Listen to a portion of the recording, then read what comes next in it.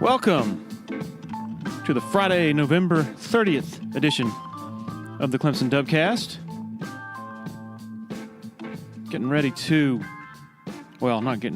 Heading down there tomorrow to go to Charlotte for this is becoming quite the routine. ACC Championship, Clemson versus Pittsburgh. So weird with the 14-team ACC. Some of these teams you don't really watch very often. The teams that Clemson doesn't play every year. So I've had to spend this week sort of boning up on Pittsburgh and what they do. Really good podcast guest today, Wes Durham. I've known him since, I want to say it was 2008 when we were both in Salisbury, North Carolina at the National Association of Sports Writers and Sports Broadcasters Awards. Super nice guy. And one of the best at what he does in broadcasting, no doubt about it. Couple of technical things. Wes was at his home in Cartersville while we were doing this. He was talking on the phone. I think he was walking around, so there was a couple of glitches there where he goes in and out, so apologies for that.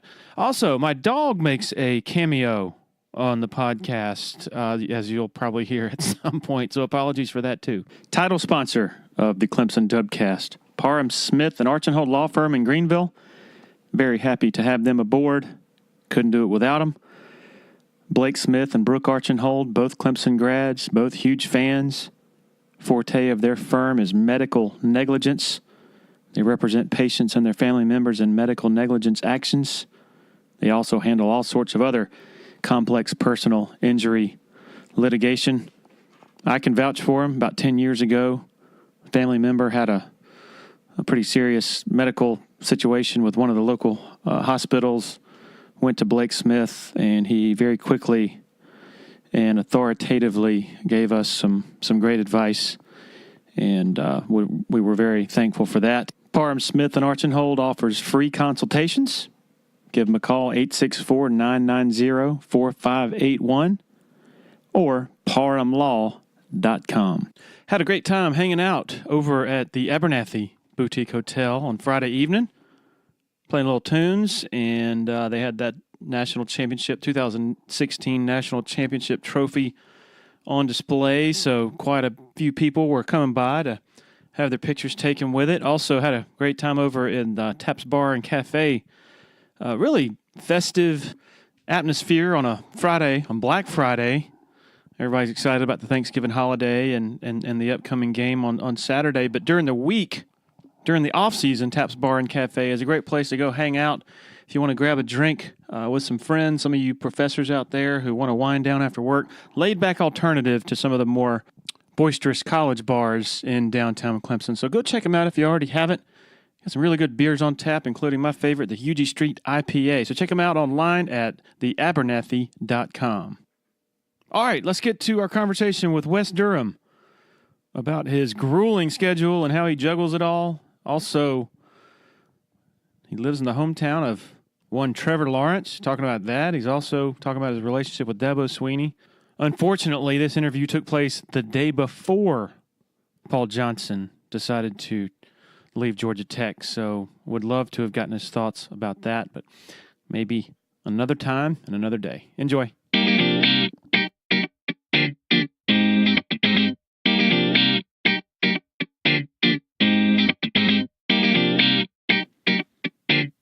All right, here with Wes Durham. Thanks for joining us, Wes. Larry, I'm happy to do it. Thanks for asking. I think I met you for the first time back in, I want to say 2008 at the in Salisbury for the National Sports Writers. Yeah, that was back. I thought we'd met before that, but maybe not. But yeah, I certainly remember that time for sure. Absolutely. Okay. Voice of the Atlanta Falcons, ACC Network, Fox Sports South, co-host, Sirius XM with Mark Packer. Yep. Man, I just want to know, I want to spend a lot of this time just hearing about your dang schedule. I've told, I think, Grace Rayner recently when she was marveling at your workload that guy works harder than the coaches he covers. Oh, I don't know about that.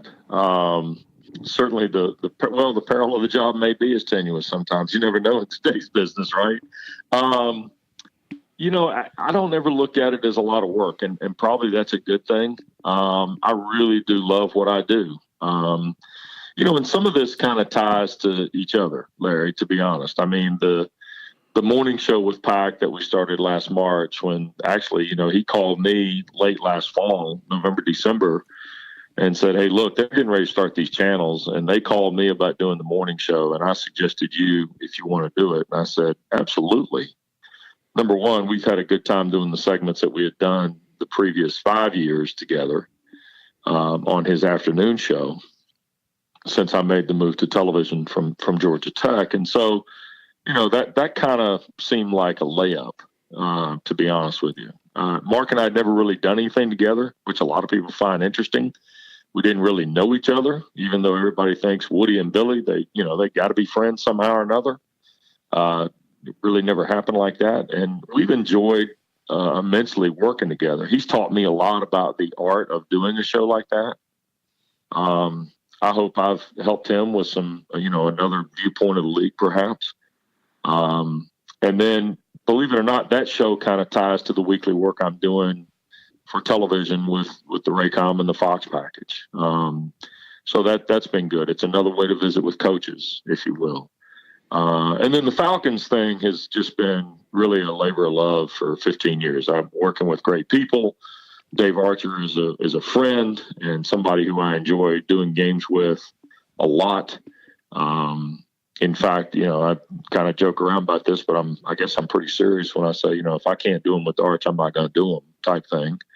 But we really enjoyed it. And to be honest with you, Larry, the job is doable because of the support the organization has given us. I mean, Mr. Blank and Rich McKay in particular, Thomas Dimitrov, the coaches we've worked with have all been just incredibly supportive in the last 15 years of doing the NFL. And to be honest with you, that means a lot, as you know. I mean, when the people you're doing something for are incredibly supportive, it makes it very enjoyable, even when you maybe not having the season you thought you were going to have and that type of thing. So I feel very fortunate and blessed to have an opportunity to have a full plate, as they say in this business. So you did Georgia Tech play-by-play for 18 years. Yeah. And you started the Falcons in 2004. Yeah, so 9 years before I finished Georgia Tech. I did it exactly at the halfway mark of what ended up being 18 at Georgia Tech. Yep. All right, what are the differences in juggling college, being the play-by-play guy for a college team in NFL, and then now doing the TV game of the week in NFL? Logistics. That's a good question.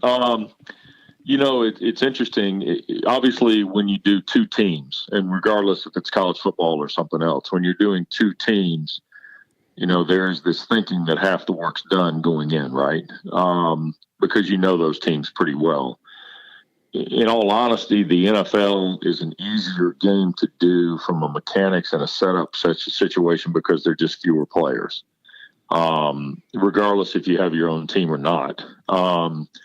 As I tell people, sometimes it becomes a math equation, and you're just fewer numbers in the NFL than there are in the college game. Because in a college game, I mean, this from covering Clemson, Dabo can roll out 56 guys in a quarter if he wants to, right? In the NFL, they roll out 56. Well, that's 10 more than are allowed to play in a game. So, you only have 53 on the active roster, and you can only play 46 on game day. So that tells you right there that the numbers are a lot thinner. For me, doing a game of the week type deal, you're really your aspirations or your expectations are to have a really good game, something close, one possession type thing. If you get a dramatic play or a game-winning drive or something like that, then that's all the gravy, on top of what's already been a good day. When you're doing a team, obviously you have a vested interest in that team winning. When your team wins, you sound better. My dad's great line, Larry, from years ago was nobody ever remembers a call from a game where you got the hell beat out of you, and there's a lot of truth to that in our business, to be honest. And so when you're doing a team, you always sound better when you win, but nonetheless, the preparation prospect of this always has to be attained. And for me, that's that's probably why I enjoy my work, because I like the prep. I enjoy, putting the cards together, putting the charts together, things like that, making sure it looks the right way, making sure I feel organized for a broadcast. And that's always been a part of the business that I really like. I was always, in fact, I'll do these things in the summer now with NSMA, and they do these one-day seminars at the event now every year at the annual banquet. And a lot of guys will bring their prep, and I'll stand over in a corner and look at everybody's charts. And people go, "What are you doing looking at charts?" Well, I'm kind of a geek about charts. I want to see what everybody else does, to be honest with you. So that in essence is, as I said earlier, that's part of the blessing in the broadcast business. But I enjoy, there's not a lot of difference. The game of the week, the basketball games we do in November, December, you want good games. 50-point game either way that's a harder game to get through. 2 weeks ago on our television package, we had an overtime game with Georgia Tech and Virginia. It was a great game. The next week, Wake beat Duke 59-7 in Durham. That wasn't an easy game to get through, no matter the score. So that's probably the difference that you're looking for in the question.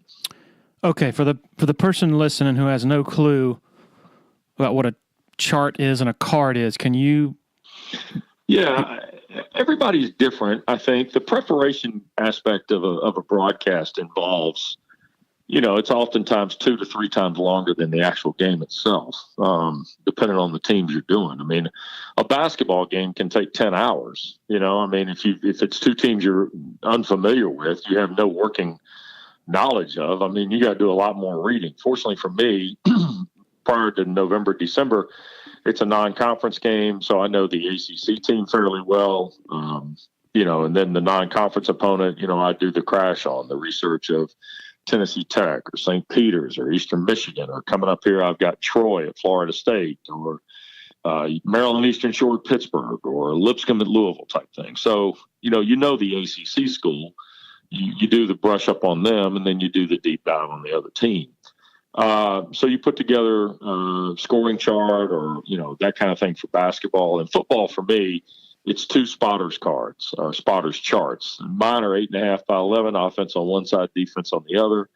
I print out what I call a basic grid and then fill in name, number, height, weight, what have you, stats that I'm going to use during the game. And then, talking points about maybe a player or two, reminder for me about a storyline, things like that. And then I do 5x8 index cards that feature what I call a game card, which features the 2 teams, some basics about their schedule, basics about the record and the series of the 2 teams, overall team stats. And then in another third of the card, if you will, has the schedule in the ACC that day and some notes about those games. And then I'll do individual cards for each team that feature rushing, passing, receiving, third downs, kicking, punting, kickoff returns, and punt returns. And those are all things that I learned from my dad that he would do in preparation for games he did at Carolina in football. And really my stuff is just a new and improved version of what he used to do, to be honest.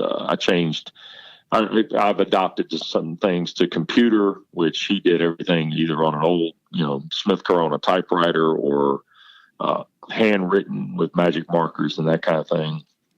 And, he had bigger boards. I think his were 11 by 17, Larry. And he used to look at mine and go, "Why is that 8.5 by 11? I said, "Well, because I can put it on computer." And he paused one time and looked at my basketball chart, which is identical to his, except, it's done on a computer. And he looks and goes, "Oh, that's cheating." So I thought, well, there you go. So, but really that's the preparation. You do a lot of reading. You go through, as you well know, media guys are a prehistoric element. They don't really exist anymore. So you spend a lot more time online on team websites, and you recognize good ones and bad ones, trying to get your material for your players and things like that. So I enjoy that part of the process. I sit in my office, and I got an office in the home, and sit in my office and have a TV and all the other things you could possibly need. Just kind of go through that process every week. And I enjoyed it. It's like, the analogy I use with everyone, Larry, is it's an open book test. In college, when you took an open book test, you had to know the material, have some working knowledge of the material, And then you had to be organized for the open book test. Where would you find it when the test was occurring? When the question was asked, would you know where to go to the material? Think of a broadcast in the exact same way. When, when Lynn J. Dixon makes a run for Clemson, I might have his stats. And I haven't had Clemson this year, but Lynn J. Dixon makes a run, maybe it's his longest run of the year. I need to know that. If it's his touchdown run, how many touchdowns is it? Why is his name Lynn J. Dixon? That might be on my card. Any type of material like that would appear in the course of your preparation. I had, I guess about a month or so ago on the podcast, Bart Boatwright, the longtime photographer for the Greenville News. Sure. And we were remarking at how among the media, among writers and photographers and broadcasters, it's this sort of, you're together in press boxes and such, and you're quite often friends because you see each other all the time. But it's amazing how dramatically different our jobs are in that right. A writer, if he were to so choose, like if I wanted, this past week's game against South Carolina, I could have gone into that game without doing any preparation or research whatsoever, and it would have never been obvious to people who read my story, because what I do is about, okay, what just happened? Mm-hmm. And I'm obviously not doing it live, and there's a backspace key. And so, whereas when you screw up, man, it's done. Everybody, it's out there for the world to see. Sure. Yeah. You got to live with that too. You have to understand, that you are making, and that's where the preparation, I guess, kind of helps. I mean, you still have mistakes. I mean, I made one this year in a ball game that I had with Virginia when I called Joe Reed Jordan Ellis by mistake. That kind of thing happens. But you still, hope that you hit more than you miss, I guess, a lot more than you miss. And, you're right about the media itself. I think we all perform very different elements and different functions in covering games. I have favorites in this business, and I think you should have favorites. If you're going to be in the media, you ought to have favorites to inspire you and favorites to educate you. And I think I have those as other announcers or guys who I like listening to do games. But you're mentioning a photographer, Robert Willett of the News Observer in Raleigh, is a guy who I think does an incredible work with photographs at games. There's certain writers I like. I mean, if Ron Green Jr. writes about golf, more than likely I'm going to read about it, just because I like reading what he writes. And I feel that way about a lot of things, and our business is no different, but our business is very instantaneous. That is something you have to, and a lot of people, to be honest with you, Larry, think about it and don't understand it until they get involved in it. And it chases people from the business, to be honest. I mean, they're guys who I would have thought would have been really, really good. And sometimes that spontaneity, and sometimes it's an analyst, a former player who, and that's the funny thing too, you'll appreciate this, is former players get involved in this business, and all of a sudden they think it's pretty easy business, and then they do it one time and they're worn out like they were when they played at the end of a game. Wow. And they look at you and go, wait a second, it wasn't supposed to be this hard. I mean, I didn't think it'd be like this. Roddy Jones, who played at Georgia Tech, who now does a lot of stuff for ESPN, he and I've had that conversation more than once. I mean, I told him when he first got into it, you're going to be worn out like you've never been worn out at the end. And that's true. And it kind of holds the line pretty consistently when guys make a move to this business. And I love when you hear coaches or players who don't like what they've read or heard someone say in the media. They say, he never played the game. What I've always said is you can be I've heard idiots who have never played the game. I've also heard people who don't know what they're talking about who have played the game. There's no substitute for preparation and doing your homework, and people who played can make that mistake just as easily as people who didn't.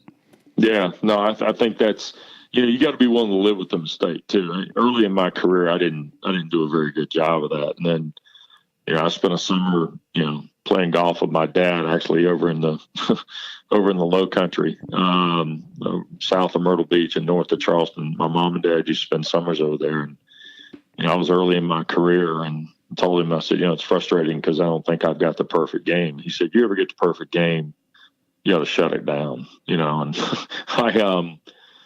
I've had some really good ones, been fortunate to have some really good ones and some really big moments.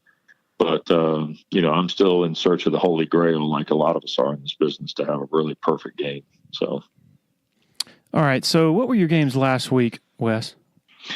Let's see, football, basketball, or the NFL? All of the above. I didn't know you had basketball last week. Well, if you take the last 2 weeks, Larry, I've done 6 football games and 3 basketball games. If you go all the way back to the 10th of November, I did Liberty, Virginia. The next day I was in Cleveland to do the Falcons and the Browns. Came back the following Wednesday, I did Eastern Michigan at Duke. The following Friday, I did Tennessee Tech at North Carolina. The following Saturday. The next day, I did Virginia at Georgia Tech, which went to overtime. The next day, I did the Cowboys at the Falcons, which was on the last play of the game. The following Tuesday night, I did St. Peter's at NC State in basketball. Thanksgiving night, I did the Saints at the Falcons. Or the Falcons at the Saints, rather, in New Orleans, and then finished up with Wake at Duke last Saturday. And this week, I don't have any games until Sunday's Ravens-Falcons game. So in my world, this is the first time I've gone 6 days or 5 days, 6 days essentially without a broadcast. So it's actually my first real break to kind of do some things I've put off since August when the season started. Okay, so if preparation for these games is 6 hours or so. Yeah. Where do you find the time during that stretch? Well, you burn a little bit at both ends. I'm going to be the first to tell you that this crossover time is the hardest 2 weeks of the year. In fact, I think when you first contacted me, I said I'm going to need a couple of weeks because I knew what was the process, what was getting ready to happen. So, that counted to me. I was smart enough to kind of recognize, where this was and everything. Basically, you kind of play ahead a little bit. That's the secret in our business to the schedule this time of year is to play ahead. Like if you were to come, to my office here at home today in Cartersville, you would see folders for not just the Falcons and Ravens, which is Sunday. There'd be a little bit of prep work on Florida State and Troy basketball. There'd be a little bit of prep on Louisville and Lipscomb, which is the week after that. Pittsburgh, Maryland, Eastern Shore, in addition to Falcon games against the Green Bay Packers and also the Arizona Cardinals. So you got to play ahead. And I try and balance that out. So when I get to the last 2 weeks that I just went through for you, my work on St. Peter's, for instance, was not going to be as significant as it would have been if I was doing it cold. So I spend time on planes. I have an iPad where I can do a lot of the reading and downloading and research and things like that. And I can spend some time making notes as I travel. And so therefore, when I get ready to get into the process is pretty clean. Now, I'm not going to tell you that I didn't learn. There's a lot of trial and error involved in this, in the last decade or so. Because remember, when I was at Georgia Tech, my first year doing the Falcons and Georgia Tech football and basketball, I had 6 games in 8 days one time. Wow. So and that was football and the start of basketball season plus the, both footballs and the start of basketball season. And, I was swimming, you talking about swimming upstream. That was swimming upstream that year. So I've got a little bit better process about it now than I did then. So that's really how you manage your time. But it's foolish to think you're going to get full nights of sleep and things like that. Plus throw in the radio show. The radio show starts at 7 every morning. Fortunately for me, it's a 20-foot commute at my home. So that makes it manageable, if you will. You said a what commute at your home? 20 feet. Oh. It's 20 feet from the bedroom to the office, basically. So I tell everybody I've got a 20-foot commute at my house to do the radio show every morning. That's funny. I tell people I have my commute is downstairs. Yeah. Well, that's the same commute Packer has in Charlotte to do the radio show. So you guys, mine's shorter than both of y'all. Y'all actually have to go a flight of stairs. I've only got to take about literally 12 steps. So. And so 7 a.m. until when? 10 o'clock. Okay, 3 hours. So, Sirius XM 371. Okay, so and I know that some people don't get it in their cars. It's a chip and a radio that Sirius XM has. But you can, if you're a Sirius XM customer, you're also accessible to the Sirius XM app, and it's available on the app. And actually, the show is on demand every day. I have people across the footprint of the league that listen to it during their lunch hour because they miss it in the morning, or they don't, their radio doesn't get 371. So hopefully we're in the early stages of it, and down the road they'll do some things to move it around type. So we're excited about where the prospects are for it, for sure. That's funny. I was just looking for it in my car, and I don't have it, so I'm not a happy camper. You got to get the app. Download the app, and it's available on the app every day, and so it's kind of neat like that too. So you have a contraption that you can take though when you go on the road. You can do the show from anywhere, right? Yeah, really. One of the things that I like doing when I go, I could take a machine, and I have a setup at my house.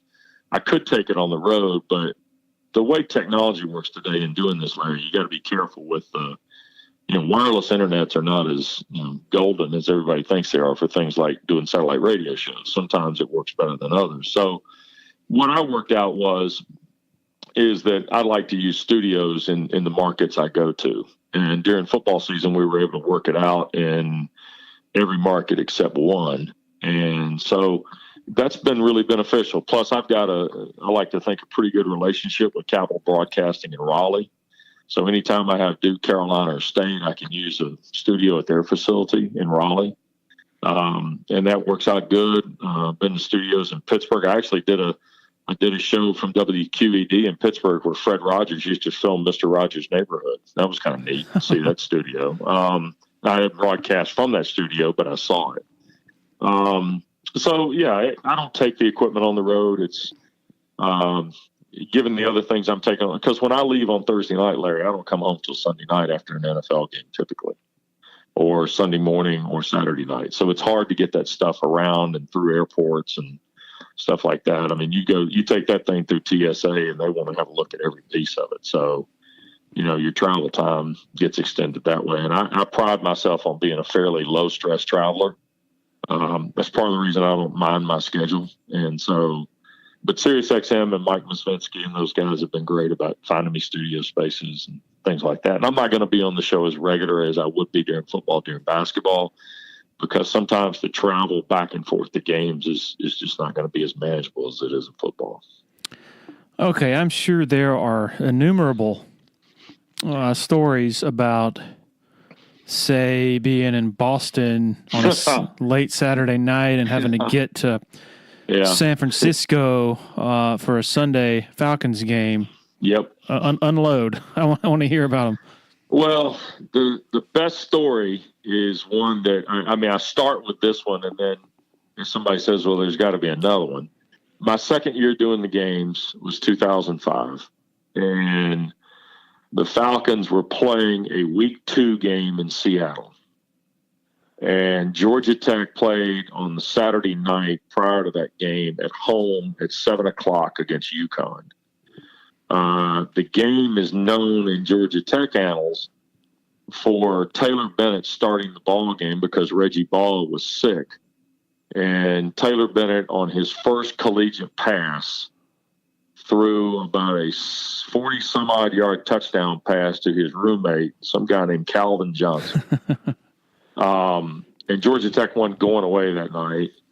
And the next morning, I left at 7:15 Atlanta time to fly to Seattle to do the game. And ironically, the guy who was on the flight with me was Joe Person, who writes now for The Athletic, used to write in Charlotte and covered Georgia Tech at the time for the Macon paper, and was flying to Seattle back when Macon would send a beat writer to road games for the Falcons. You remember those days, right, Larry? Mm-hmm. So Joe Person and I were on the same flight, and I had a car set up to take me to Seattle. Now, we land, and Seattle's a long flight. I mean, it's a longer flight than most think. And so we don't have a lot of room to be jacking around once we get on the ground. I mean, we had some time, but not a lot of time. And the guy picking me up and I arranged a car because that's the safest way to do it. Have somebody waiting there rather than take a shot on a cab or whatever. It just creates more, again, low stress in travel. And so the guy picked us up, and I'm sitting in the back with Joe, and we're getting our stuff together. And, he's talking to me, and we're chatting, and I'm making sure I got my credential and everything else ready and that kind of thing after this long flight. And I look up, and the guy's going the wrong way. He's going the wrong way on I-5. And so I get him turned, and I said, we're going to the stadium in Seattle. Oh, aren't we going to Seattle? And he looks up, we're going to Tacoma. So he turns around, and by the time he turns around, now, our margin for error is starting to kick in. You follow me? Because we didn't have a lot of time to start with, and now this guy's, jacked us around. So long story short, we get downtown, and he gets us into pregame traffic. So we're now, we're really maximizing our margins. And pretty soon, I got to get out and make a run for it. And as we get out, a cop says you can't get out of the car. It's a city ordinance. Oh. You break a city ordinance. If you get out of the car in traffic, you can't do it. And I looked at Joe, and Joe goes, what are we going to do? I said, well, we're going to make a run for it here in a minute. I said, so realistically, the car moved up about 40 feet down the city street block, if you will. We got out of the car. The cop yelled at us. I like to embellish the story by saying the cop chased us into the press box or something like that. But really, the cop yelled at us, and I just held up a press pass and said, essentially said, if you want to come get me, come get me. This is where I'll be. And the cop never showed, of course, because there are other things police officers have to do in our communities at games. But I literally walked into the radio booth as the teams were running out on the field to kick it. And we were coming out of commercial break. So that's as close as it's ever been. That happened in year 2. Now that I'm free and clear of most of it, knock on wood, we'll see. There's something else out there. There have been some others this year at Cleveland. I left from Charlottesville, changed flights in Dulles, and got to Cleveland. And it wasn't as close as you think it was, but it was a little stressful because I almost missed the flight to Cleveland on the Dulles connection. We had to de-ice in Charlottesville for some reason. And by the time we de-iced and waited and all this, I got on the ground and had to change terminals at Dulles and only had about 15 minutes. So that was a little bit more than I cared to go through this year. But that's been the only close call this year with, let's see, 1, 2, 3 trips left, and all the rest of the trips I'm supposed to be back here on Saturday night, not Sunday morning. So I'm not quote unquote flying without a net the rest of the year as I know it. So, and in Seattle, was it the color guy who carried the broadcast until you got there? Well, Dave Archer and I have a secret plan that we don't reveal because if we ever reveal it, it'll happen. It's one of those kind of superstitious type deals. So we kind of let it go when we do this. But, yeah, that's Dave essentially would do the play-by-play until I got there, and the sideline guy would add, quote-unquote, field color, if you will. So, but that's kind of the plan, and, we go with it. And so far, so good, to be honest with you. And, again, that comes back to the understanding of everybody involved, whether it's the Falcon organization, the people at Raycom and Fox who've, been just incredible about, allowing me to try and accomplish all this. So the large majority of your NFL flights are day of? No. Okay. Fortunately for me, most of the games are 12:30, although you'd be surprised at the number of Saturday night flights that don't exist anymore out of certain airports. I've only had to fly a day of game from one city to a road city one time this year, and that was Charlottesville to Cleveland. The blessing of living in Atlanta, Larry, is that Atlanta usually has a flight coming in from everywhere on Sunday morning. So if the Falcons play at 1:00, I can usually be on the ground by 9:30 from just about anywhere in the ACC footprint. So that really helps because I'm doing, in addition to the things we've talked about me doing it, Dave and I tape a segment, game day preview segment for a local television show at 10:00 or 10:15, 10:30, depending on our schedules every Sunday morning on the field at Mercedes-Benz Stadium. Business owners out there, if you own a business that accepts credit cards, you need to listen up. Tandem Payment, based right here in the upstate run by Clemson folks, is changing the face of payment processing, quickly becoming the most cost-effective solution for all small businesses. Tandem's program saves you up to 90% on processing charges and gives your customers what they love most, choices.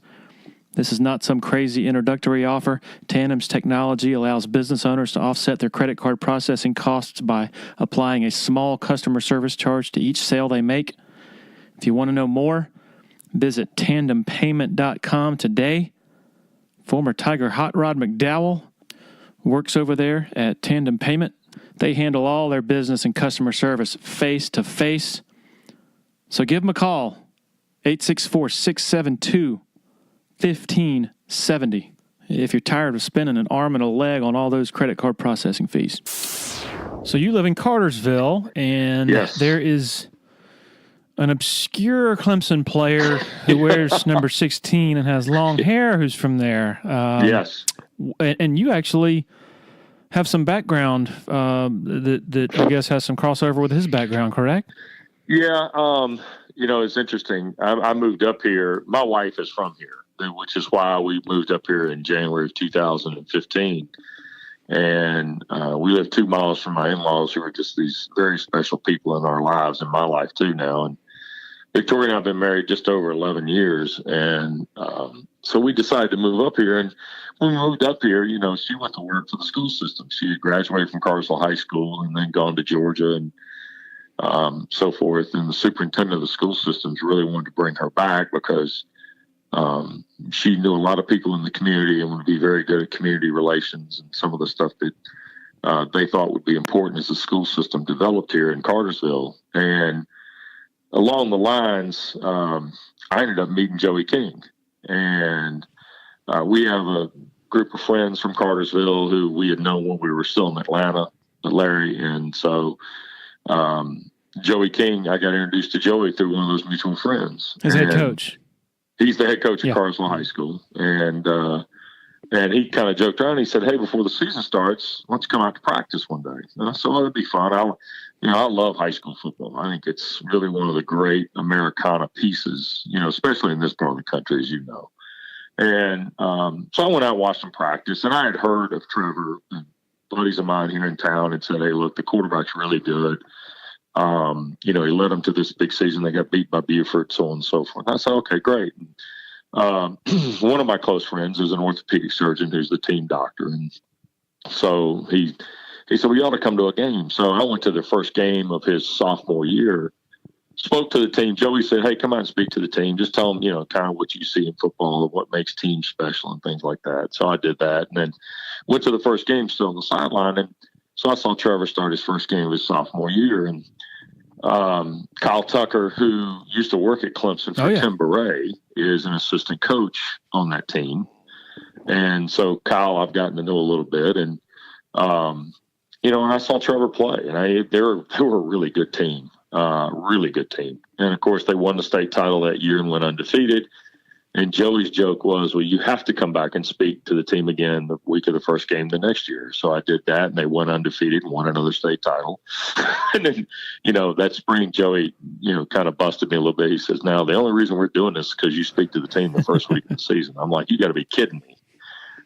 So it was fun to follow them through the last 3 years, and they're doing well this year. They're playing in a state semifinal, I think, this weekend. So, but got to see Trevor, got to watch him develop, got to know him a little bit, just speak to him occasionally here and there.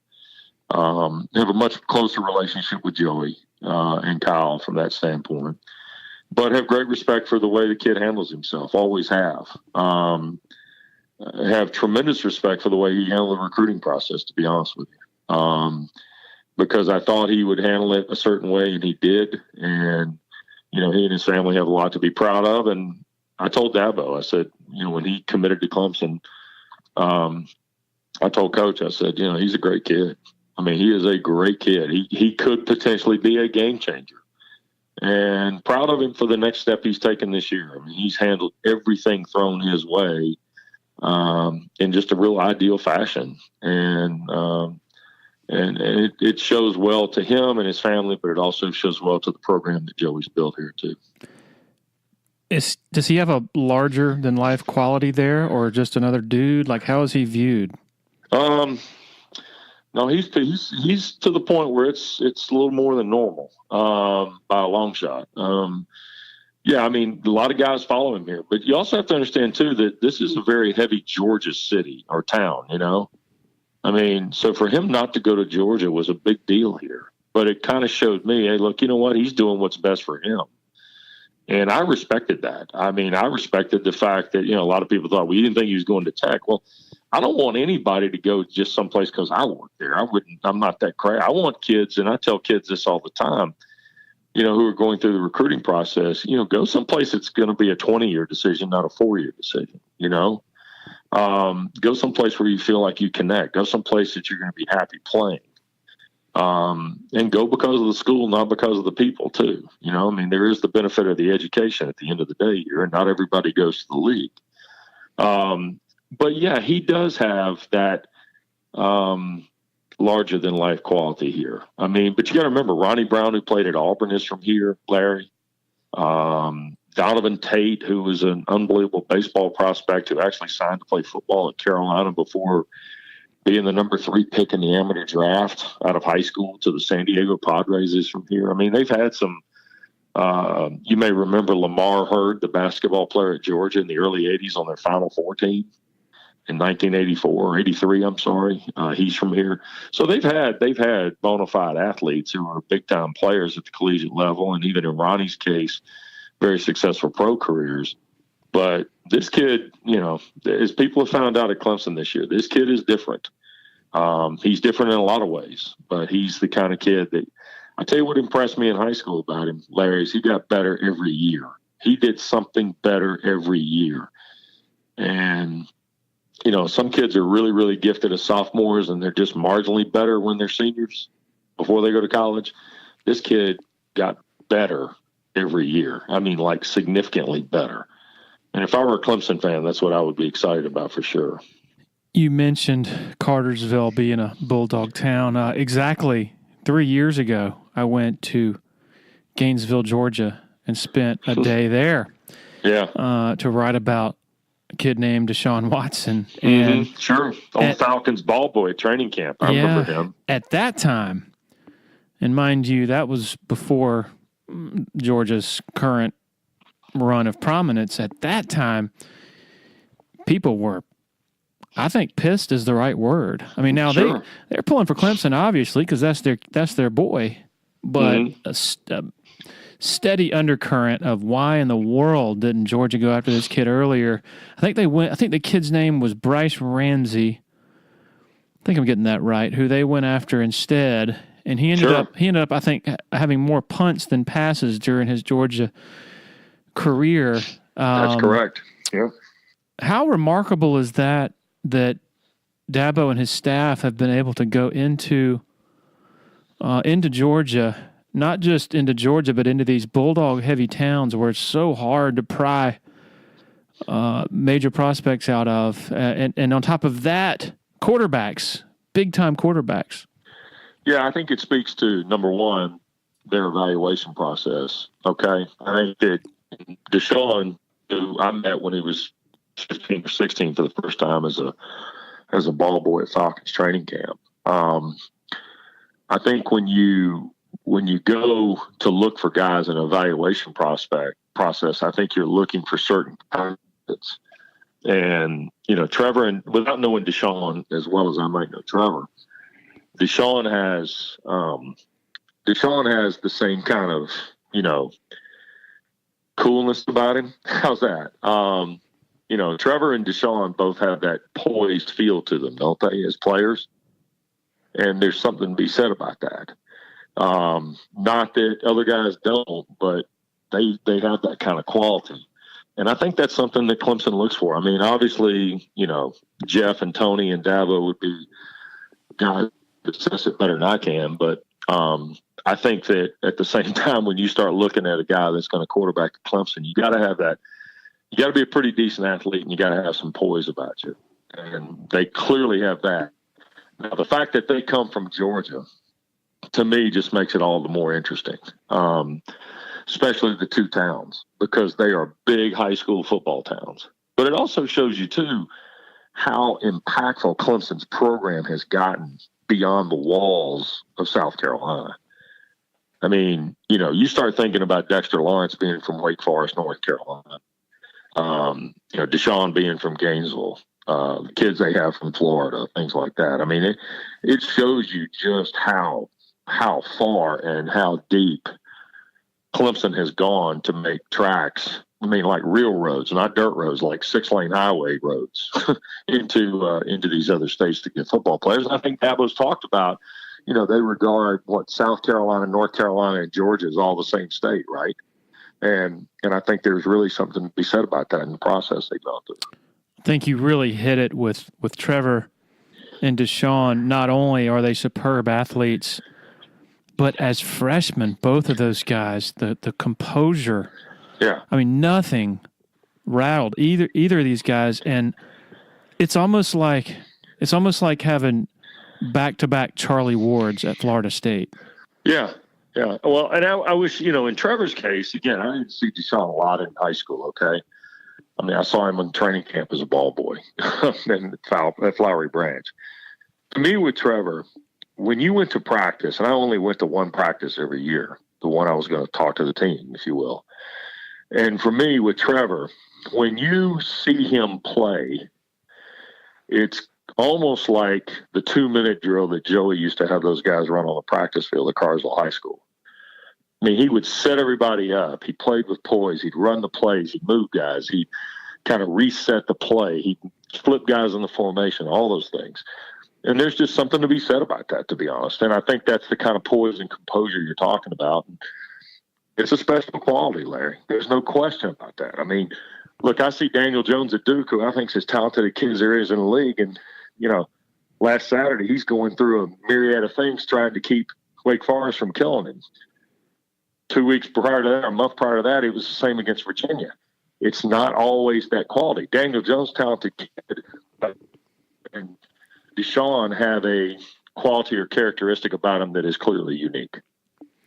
Do you think it's easier for Georgia fans in Cartersville to take than, say, it was for Georgia fans in Gainesville to take a few years ago, simply because Georgia is where they want to be, and they have Jake Fromm and then, of course, Justin Fields? No. No, they want it all. They want it all. And I understand that. I mean, I understand that, you want your program to have every player possible. But it doesn't make it any easier when the other kid goes to another school and, who knows, here in 3 or 4 weeks, we could be on a collision course with Georgia and Clemson, too. And that would really add to it for sure. What do you make of the ACC pecking order right now with Clemson basically looking like Florida State of the 90s when they went 70-2, whatever it was? Well, I certainly don't want to dismiss what Clemson has done, because I think it's valuable to the league and I think it's been valuable to their program. But the ACC needs a second contender, if you follow me. They need, in other words, when you get Ohio State, you get Michigan. When you get Alabama, you get Georgia. When you get Clemson, you get who? Crickets. And see, that's you need another school. NC State, even though Clemson beat them handily, I think NC State is the one, if they finish strong and win Saturday and then win in a bowl game, they'll have won 10 games. I mean, it's a pretty strong start. And Dave Doran deserves a lot of credit for the rebuilding he's done there. But the ACC needs that team. And you would think, well, God, wouldn't it be great if it came from the Coastal? I mean, but the Coastal, as we all know, is full-blown chaos at this point. So that's part of it you got to overcome. And it'll be interesting to see how that develops, especially with the way some of the ACC is being handled right now and how it's going to be emerging. I mean, who's developing programs? Syracuse certainly looked good this year. State looked good. Boston College had flashes. But on the Coastal side, we don't have any hard continuity at this point that we can build on. So in the next 5 years, who's the top candidate to be that second team? Wow. God, I hate to project next year, let alone 5, Larry. I don't know. I mean, you'd like to say if Dino Babers stays at Syracuse, maybe Syracuse. I think NC State's done a lot of really good things. I mean, I really do. I think the payoff at NC State, it's been gradual, and it's been frustrating to some of their fans, I'm sure.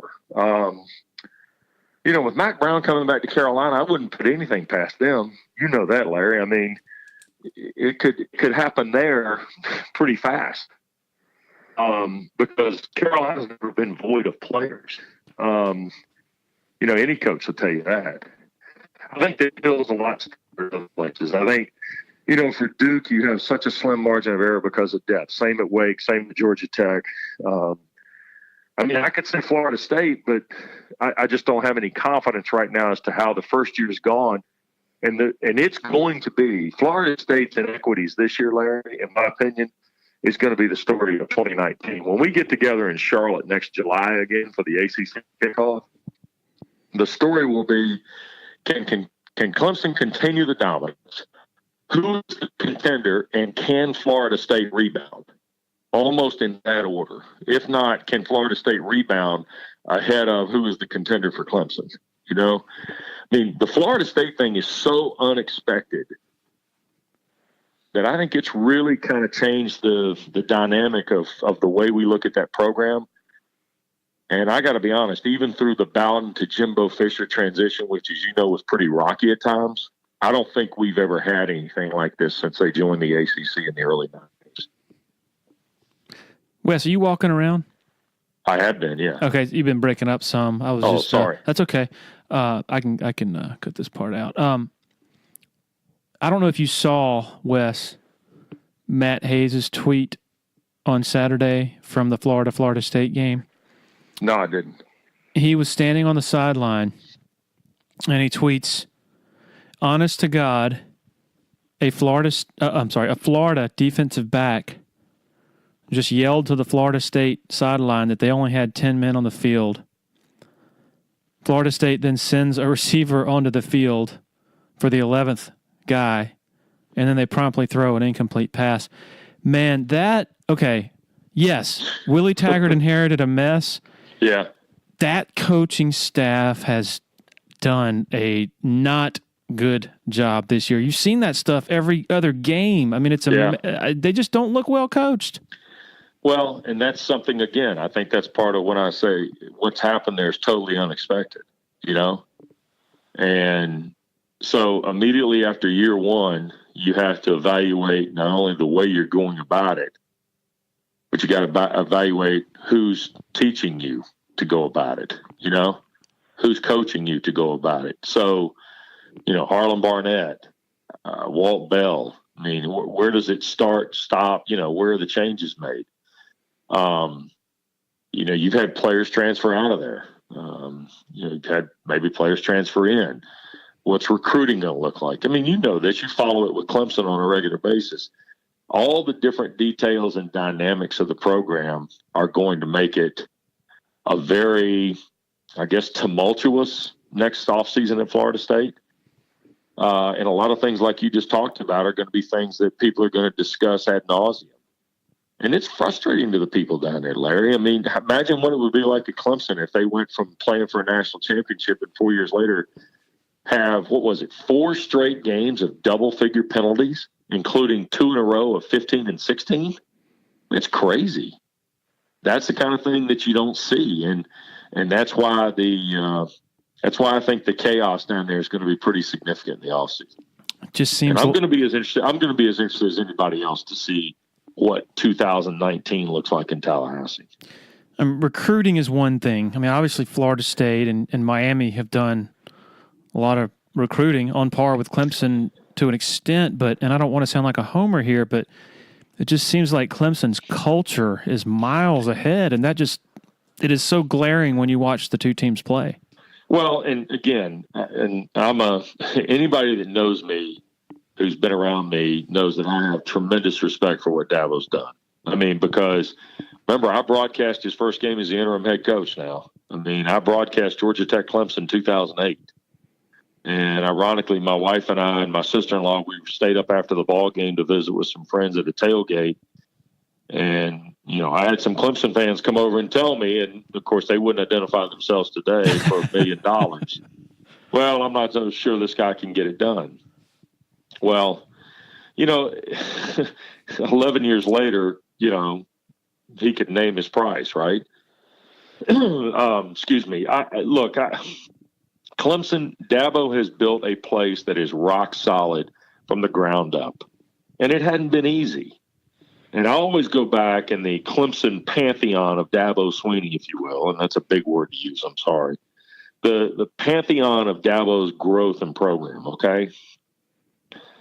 Everybody seemingly has kind of forgotten about the night they surrendered 70 to West Virginia in the Orange Bowl, okay?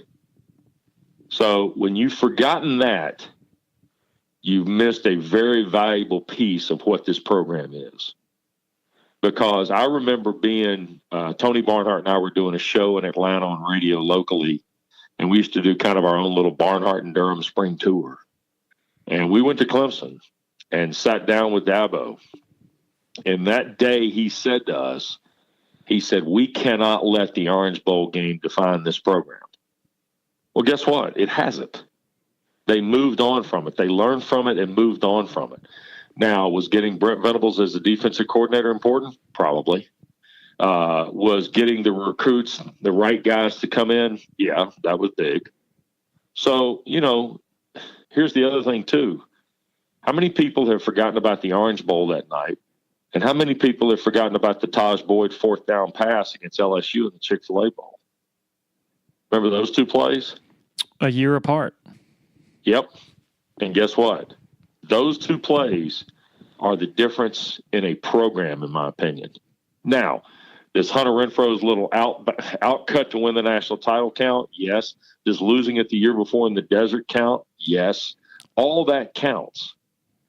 But what I'm getting at is look at those examples and look at the thing you're talking about with his culture of the program. He said something in July that just kind of went by the boards, and it surprisingly has not been picked up as much as I thought it would be. Yet we all carve out, like we talked about, 56 guys playing in the first quarter of a game and doing all that stuff, right? Well, think of it like this, Larry. He has made practice more competitive than the games. He's made it a competitive nature to the point where, look at the guys who are the backups to the backups in the defensive line. Look at the guys who are the backups to the running backs. Look at the guys that are the backups to the wide receivers. Would you want to compare and contrast like T. Higgins and Justin Ross? Or Lynn J. Dixon with Tavian Feaster and Adam Choice and Travis Etienne? Come on. What are we doing? They can all play. Well, you know where that comes from? That comes from the basics that he establishes in the program from the time you're recruited to the time you sign to the time you step on the practice field. It answers the question we talked about earlier. Why does Trevor Lawrence want to go to Clemson? Why wouldn't you want to go to Clemson? Trevor Lawrence went to Clemson knowing Kelly Bryant was there, Chase Bryce was there, Hunter Johnson was there. It is what the program is. It's why the program is as solid as it is. In my mind, there are two programs, maybe three, that could have won any of the last 5 national titles and will win any of the next 5. Alabama, Clemson, and Ohio State. Now, we're on the verge of adding Georgia to the mix, but they're going to have to get there again to prove it to me. Yeah, it's amazing. Just 4 years ago, I guess a little over 4 years ago, the two biggest questions Clemson fans had were, how are we going to close the gap with Florida State? Right. And when are we going to beat Steve Spurrier?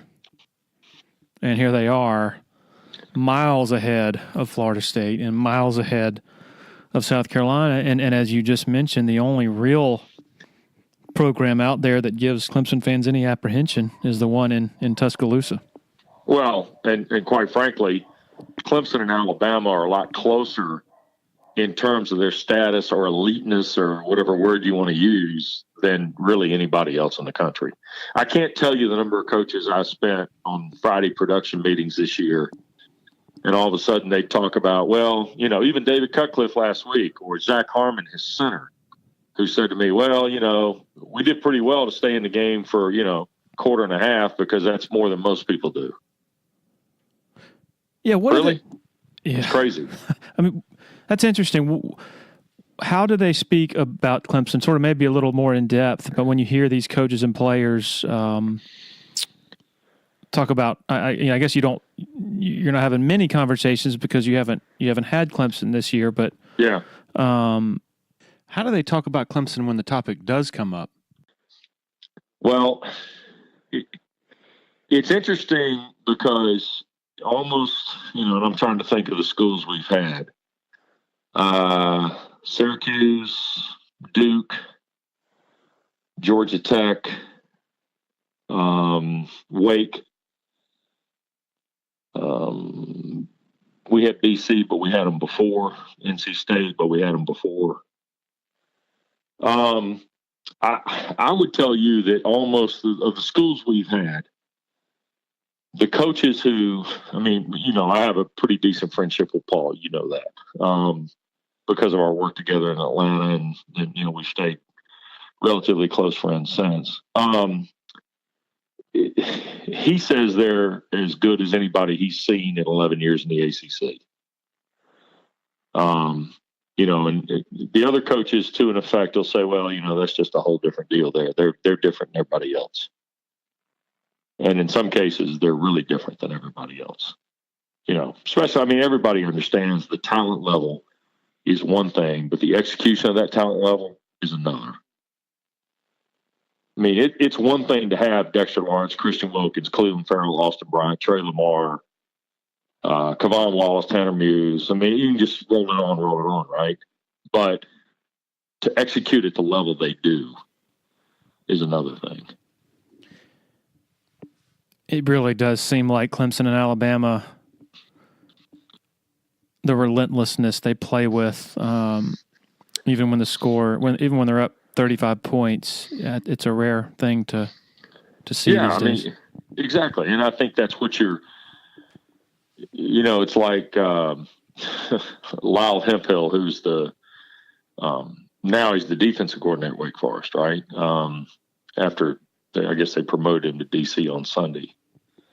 He said, you get out there and you just respect, number one, who they are on tape, and then your respect level after that's totally different, just because of how impressive they are and how they go about doing it. And Zach Harmon said, hey, look, they didn't play particularly well in the first half against us. And that's kind of, we had to make some plays, and they didn't make some plays and things like that. So we were kind of hanging around. And in order to get them, you got to take advantage of that. So I think that's a pretty clear definition of probably how everybody in the league feels. And if it hadn't been of the transactive nature of the way the week had gone prior to Syracuse, let's say, for instance, that, you don't have all the off the field stuff with Kelly and Trevor, or Kelly, period. And then Trevor doesn't get banged up in the game. I'm not sure Syracuse requires the attention it does. Now, maybe it does. Dino did a hell of a job with that team this year. A remarkable job with that team that was picked dead last in the Atlantic. But if everything's even and you don't have some of the things that teams go through during the course of the year, and 16 doesn't get banged up, then, that game might not be as close as it was. Wes, after that game, Dabo said, this is one of the biggest wins we've ever had here. No question. Some people probably rolled their eyes at the time, but most people didn't realize that team was grieving the loss of a play. Nobody expected Kelly Bryant to leave. Kelly Bryant was beloved on that team. The coaches and the players, they were dealing with loss, and a lot of different things transpired that week. And you know what? It all has kind of come to pass in a couple of different ways. Obviously Trevor's played well, beyond well. And I think Hunter Renfrow kind of captured it a couple of weeks ago when he made the comments he did. And sometimes, and Dabo's right. Look, that guy, there's something to be said. And again, I sound like I'm running the fan club here a little bit, but it's how much I respect what he's done there. And what I really respect about what he's done there is he's done it in a way that's a lot about old school as much as it is about new school. Because for all the bells and whistles about the program, Larry, there is a core of traditional football, program in them. I mean, you can get caught up in the bells and whistles of the building and all those things and the slide and whatnot. But also don't forget, too, that they build it with family night on Wednesdays? Yep. I mean, they do it with that. They do it with kind of the, stuff they do in the off season together. I heard about Christian Wilkins doing the wing night at the apartment with the other defensive guys and stuff like that. I mean, there's all something to be said about that. I mean, that's, Wednesday night coaches and family dinners, that's 1970s stuff. That's 1980s stuff. And that's, look at his staff. I mean, when you had Dan Brooks and Robbie Caldwell and those guys, those are old school football guys now. Those are the kind of guys, and you got new guys too, Jeff and, Tony and those guys, Venables to a degree, but Venables played for one of the more traditional guys in the country too. So that's all fun. That's as much of the bells and whistles as there are. And Dabo gets excited about stuff like that too, and those guys see the energy that he has. Plus it's a bigger picture with him. Always has been. Games are really important. He wants to win, but he also understands the pride factor too in what you're building. And again, it sounds like I'm running the fan club here, but I do have I do have tremendous respect for the guy and the program he's built, and think the world of him and Kathleen and their family too. I just think they're really, really quality people. And that makes a big difference too. Most important topic last, Wes. We were talking earlier about a lot of the experiences you've had broadcasting, and just last March, I guess, less than 24 hours after your father passed away, you were calling second round games at the ACC tournament. Yeah. Man, just what an unbelievable, incredible, experience for you. And I know I'm not doing it justice with what I just said, but I just want to hear what you have to say about it, reflecting. Well, I had a great deal of peace about it. My dad had been sick for a long time. And in the last 2 weeks of his life, we knew that things were not good. And fortunately, Larry, my schedule, Raycom had been very generous and gracious to me and allowing me to be in the Triangle area a lot during basketball season last year. And that was by design, so that I could spend time with my mom and my dad. My mom was caregiving for my dad 24/7. And we had people coming in to help and things like that. But my dad was not well. He would, the aphasia was one thing. He had also developed some other neurocognitive degenerations and things of that nature. But he was able to get to games and so forth. And that was really cool. But on the whole, every day was a long, long day. And so we spent some time together, obviously, in January and February. And I had NC State and Boston College in Raleigh in late February, about 12 days before the regular season ended. And he kind of confirmed to me then that he knew I was going to the tournament.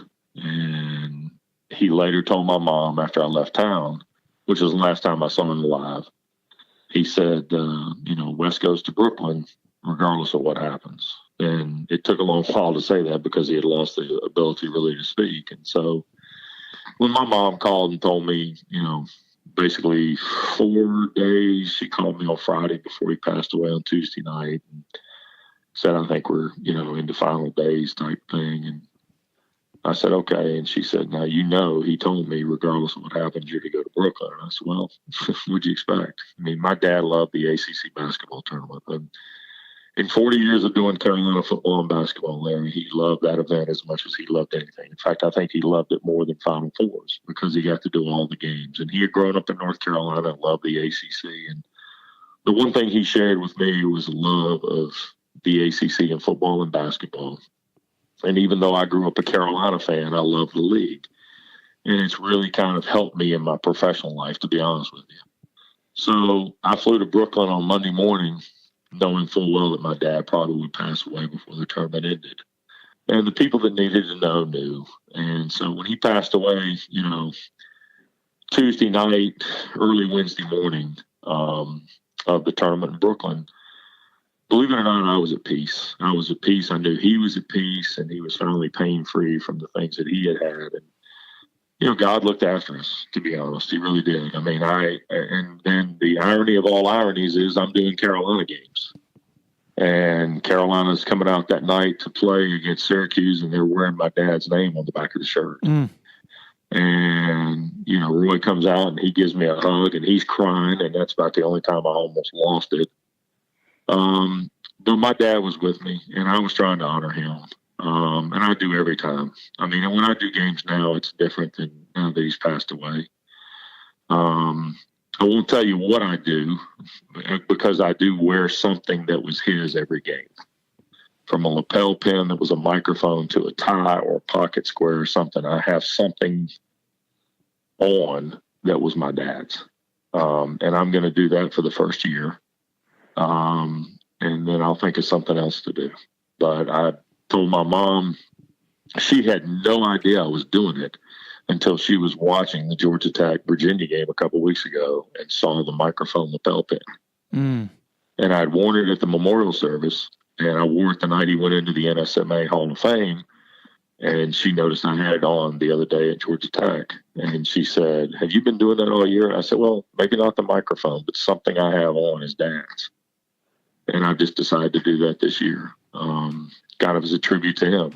And it's nothing public. I'm not making note of it, not grabbing it or showing it or whatever the case may be. But I've just decided I was going to do it as a tribute to him because he inspired me in this business. Even after he retired and got sick and couldn't communicate, and we'd sit and watch games, and he'd roll his eyes at comments that got made on the air by announcers, things like that.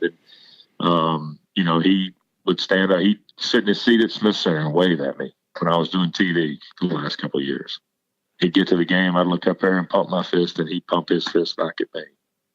And so that's, that was how I was able to get through the tournament. And, I kind of got lost in doing the games, and certainly we have grieved. And, but I'll also say this too, Larry, there were people all over the ACC who we've heard from, and it has meant the world to my mom and to my brother and me and our family. It really has. And the notes we've gotten from people,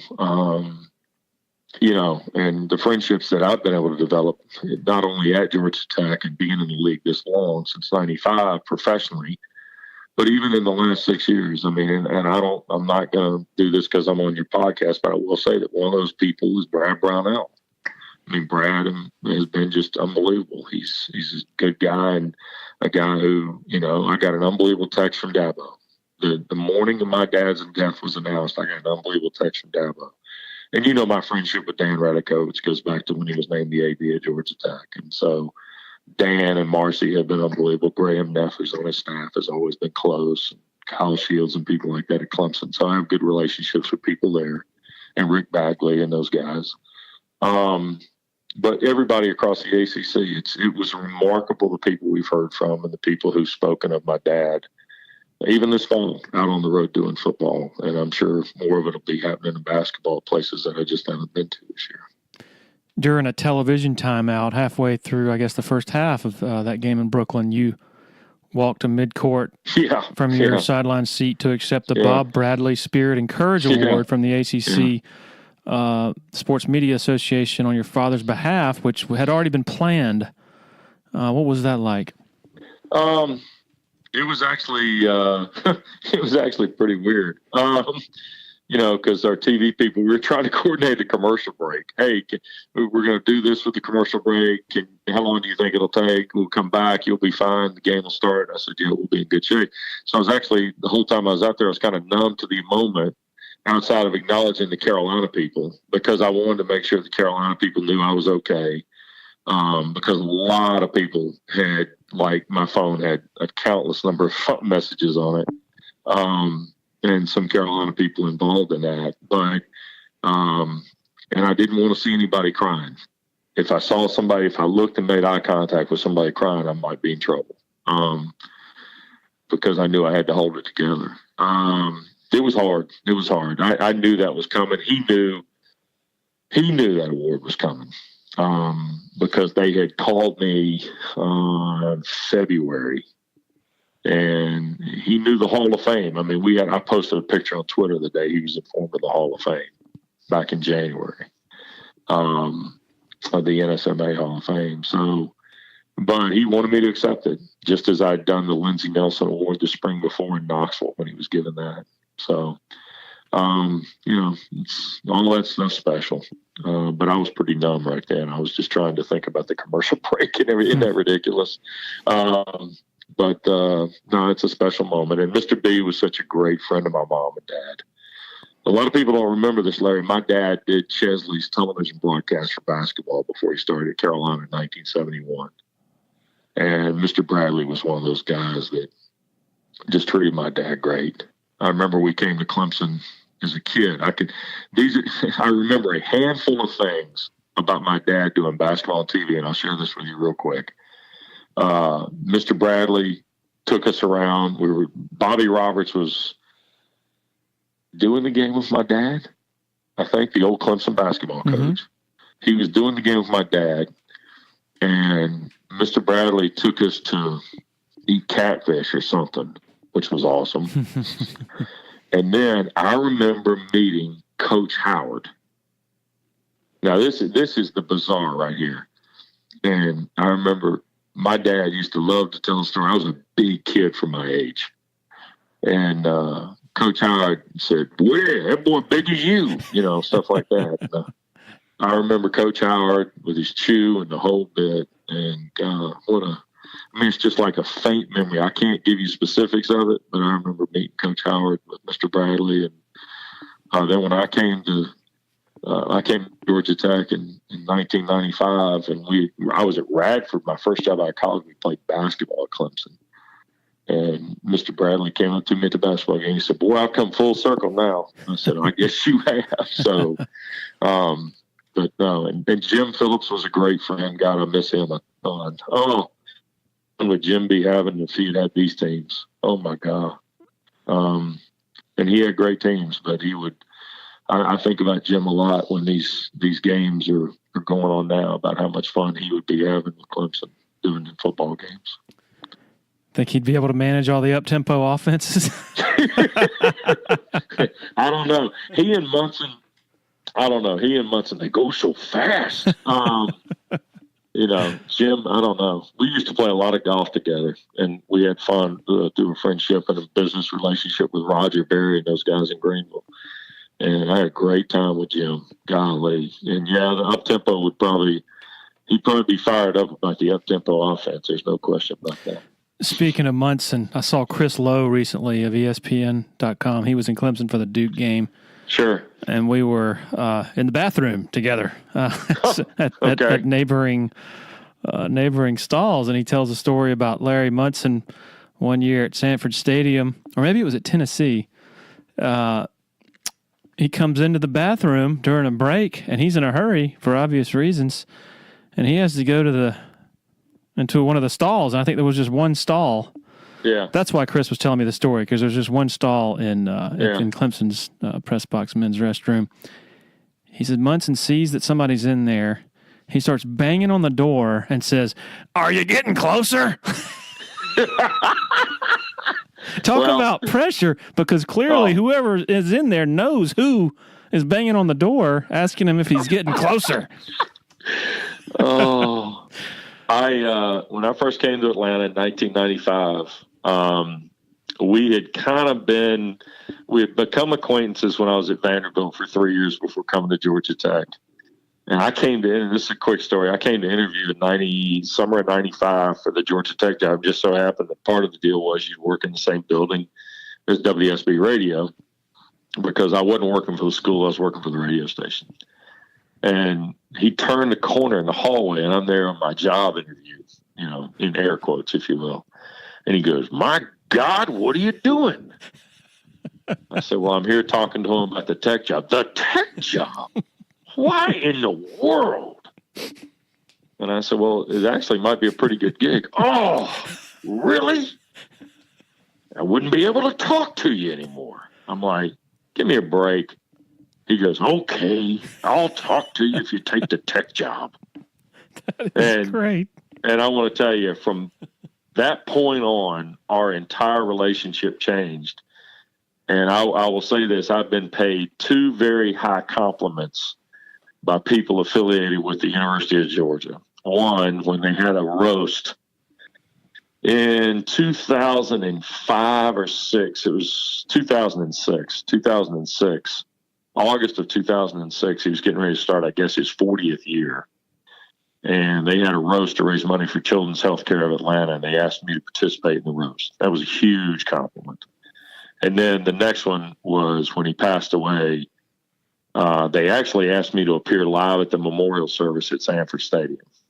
And I couldn't because of basketball, but they allowed me to tape some comments and a tribute to Larry on video.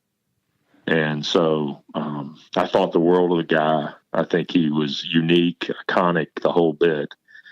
But like Jim, like Bob Fulton at South Carolina, like my dad at North Carolina, those guys are standard bearers, Larry, in our business. And even though I didn't stay 40 years at Georgia Tech, I still think I'm one of those guys I respect the tradition of radio, and I have great reverence for anybody that did it for a long, long time in a singular institution. I think that in our particular part of the world, that means a whole hell of a lot. And you shouldn't take those guys for granted, and be glad that they passed your way. If it's Jim at Clemson or Bob at South Carolina or my dad or, some of these other guys, John Ward at Tennessee, Kaywood Ledford at Kentucky. I mean, I could go on and on. It's just, that's a unique part of kind of the special part of the world we live in. Wes, you've been very active in promoting aphasia awareness. How can people listening learn more? Really, we did a T-shirt campaign with one of my dad's phrases on it, Larry, through Chapel Hill Sportswear. That's been remarkable and well received. We've generated almost $100,000, a little over $100,000 in those shirt sales and other contributions. The best way to find out about a fund for aphasia research that has my dad's name on it is to go log on to go.unc.edu/Woody.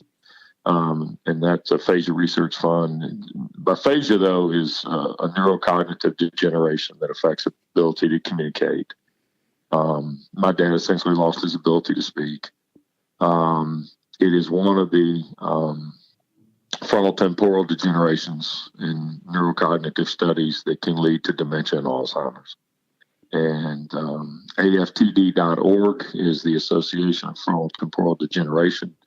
It's based in Radnor, Pennsylvania. And they are people who, their website, you can find out more about how all that is being researched and studied. And there are countless other places in this country that are trying to learn as much as they can. It is the least recognized, least diagnosed from a percentage standpoint of all the neurocognitive degenerations we have in America right now. Andrew Carter wrote a really outstanding series of articles on your father. I'll be sure to link those when I post the podcast on our website. Phenomenal, and did more for us in terms of that kind of exposure. And that was a decision we made as a family. We made a long thought out decision about if we were going to go public, what were we going to do with it? We just weren't going to tell people my dad wasn't going to speak anymore. We had to tell them why. And ultimately it led to Andrew spending almost 9.5 months, actually 10 months with my family and my dad and my mom in particular on the life my dad was now leaving. And it was hard. It was real hard for him to do it. And he shared with therapists and everybody else. And Andrew and Robert Willett, who I spoke of earlier, are guys who just poured their heart into, making sure that my dad was taken care of the right way in this whole thing. And they wanted to show, and they interviewed the doctors and everybody else. And it turned out to be something we're incredibly thankful for. There's no question about that.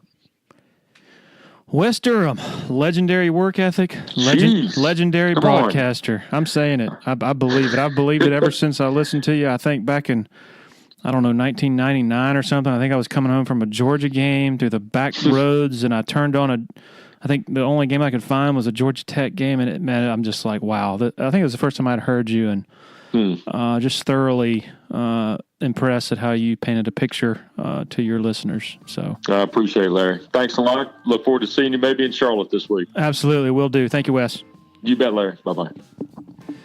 Man, that could have gone a lot longer. There was a lot of other stuff we could have tackled, but Wes is a busy man, and much thanks to him for giving us as much time as he did during such a hectic time for him. So much appreciated. Also, thank you to our title sponsor, Parham Smith and Arch and Holt Law Firm. They got some koozies that they made. Clemson Dubcast koozies. Looking forward to getting my hands on one of those. Also, the Abernathy Boutique Hotel in Clemson. A stone's throw, or maybe a Trevor Lawrence throw from the Rock. And last but certainly not least, Tandem Payment in Greenville. Thanks to all of our sponsors for helping make this happen. Most of all, thanks to you all. I think we have, over about 3 months, 55,000 downloads, somewhere around there. So that's really exciting and much appreciated. Stay tuned on Monday morning, our regularly scheduled first podcast of the week scheduled to drop. Have a great weekend, everybody, and be safe on these wet roads. Cheers.